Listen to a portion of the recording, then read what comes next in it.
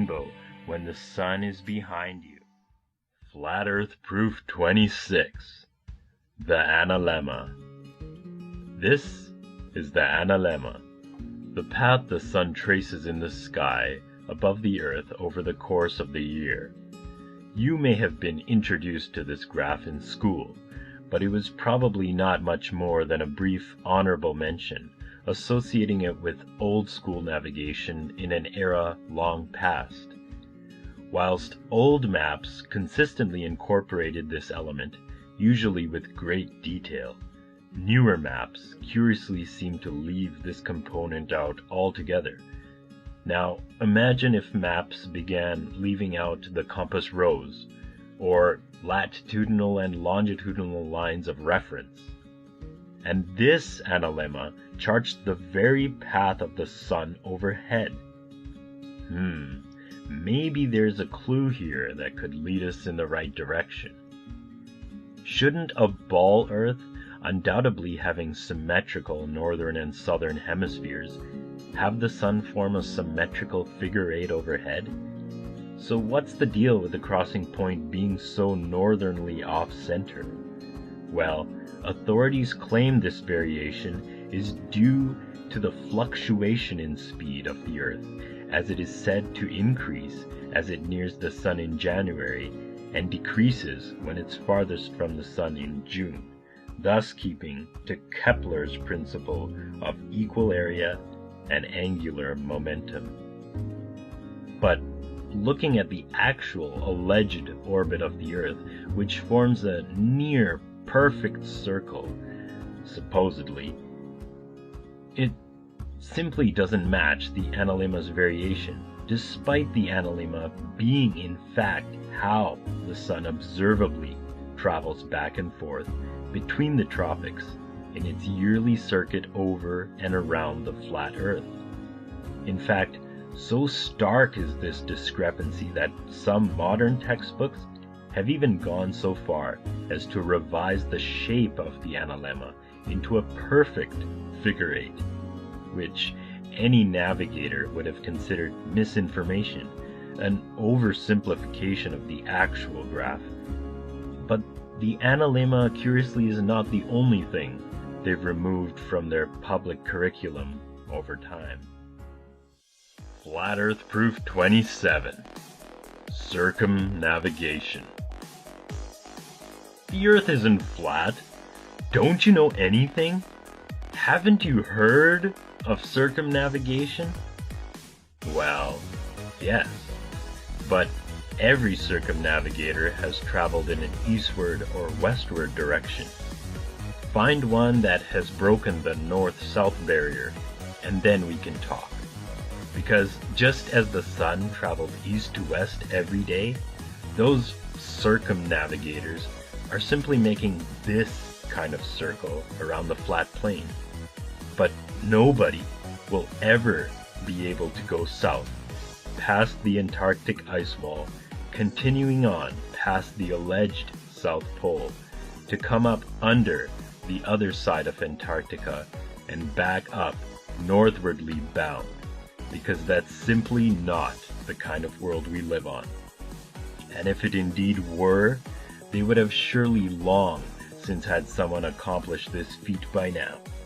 But obviously, they can't. Flat Earth Proof 28. The clouds. Have a look around on any semi-cloudy day and take notice of the clouds further away, near the horizon. Notice particularly the bottoms of the clouds, how they all seem to form a straight line, level in the distance, parallel to the horizon, all the way around you. Not only do the clouds not appear to curve from side to side, increasingly so the higher you go, with a fisheye horizon being the norm, but on a ball, the clouds would additionally lean over, falling over the horizon, which is allegedly where the curvature of the supposed globe is said to begin, thus allowing you to see their flat bottoms meeting the line of the ground.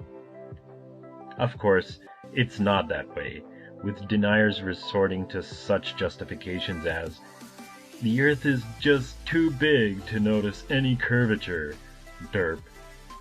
So, if the clouds don't curve, when the sun is setting, supposedly at 90 degrees to the observer on a ball, the clouds should demonstrably be illuminated from their underside, their dark portions on their tops. But instead, clouds will only appear illuminated from above or from their sides, whilst twilight fades out around the setting point of the sun, and not evenly across the western sky, as would be expected on a ball. Flat Earth Proof 29. Time zones. Time zones are said to be caused by the rotation of the ball Earth, so that when one side of the ball faces the sun, that side is experiencing day, whilst the opposite side experiences night.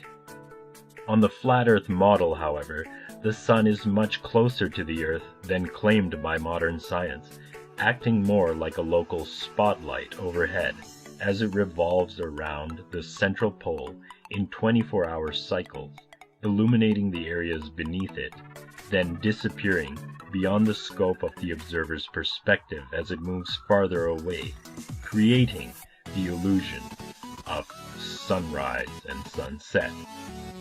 An interesting side note, further demonstrating that this phenomenon occurs on a flat plane as opposed to a ball, is that on a ball, 12 o'clock noon in the summer would wind up shifting, becoming 12 o'clock midnight in the winter, and vice versa. Additionally, at northern latitudes, the Arctic phenomenon known as the midnight sun frequently illuminates parts of the Earth on opposite sides of the North Pole simultaneously for periods lasting up to several days. But in Antarctica, the sun has never been shown to illuminate lands on opposite sides of the alleged geographical South Pole simultaneously, whilst unedited videos featuring the Antarctic midnight sun remain elusive even now. So investigate the subject for yourself and ask questions.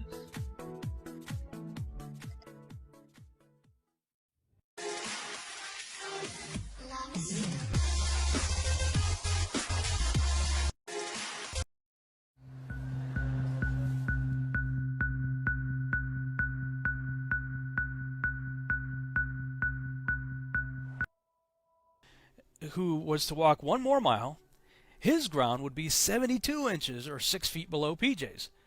Thus, the top of clone number 3's head would be even with the bottom of PJ's feet. I know for some of you the gerbil just jumped off the wheel, so let's look at it again. This time we'll check it out from a different angle. Again, PJ's clone walks 1 mile away. The top of his head would be 8 inches lower than PJ's. Another clone walks an additional mile, and the top of his head is then 32 inches below PJ's. The third clone walks 1 more mile, and at just 3 miles away from PJ, the ground clone number 3 is standing on is 6 feet below PJ's. Thus, the top of clone number 3's head is going to be even with the bottom of PJ's feet. Now, I'm not trying to see whether or not the person can see the other person. What I'm trying to show you is the issue of the ground level. The ground level is the issue that I'm focused on with this example. Because if clone number 3's ground is 72 inches below the ground that PJ is standing on, it's going to be physically impossible for PJ to look straight ahead or to the left or the right or behind him and ever expect to see the horizon at his eye level. It cannot be done. I'm going to say it again.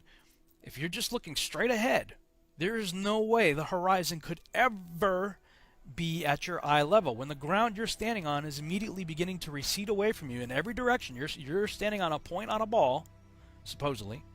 The ground you're standing on immediately begins to recede away in every direction 8 inches per mile squared. Now, I understand we're not on a perfect beach ball, But you actually compound the problem if you start using the argument, well, there are, peaks and valleys and hills and mountains and plateaus and canyons and blah, blah, blah. All you're doing is pushing the problem further out. And eventually you, the ball earther who uses this argument, are the one who's in danger of falling off the edge of something. Because you can extend that out only so far, and then you're going to have to correct the terrain back to that 8 inches per mile squared so that you can have your 25,000 mile circumference ball. Or pair if you choose to go by Neil deGrasse Tyson. But for this math to be true, and it has to be in order to maintain a 25,000 mile circumference, no person could ever look straight ahead and expect to see the horizon at his eye level. And the brave, handsome knight, you know who he is. Heil Hitler! Heil Hitler! Heil! Machailles Brakka! Machailles Virigoratium Singala Postiller! Machailles Tibre and Livervoice! Heil Hitler! Heil Hitler! Machailles! Machailles Horesta! Machailles Tibre! Gatschirka Branditze! Machailles das Schweinstunk! Heil Hitler! Heil Hitler! Heil! Heil! Heil! Heil! Heil! Heil! Heil! Heil!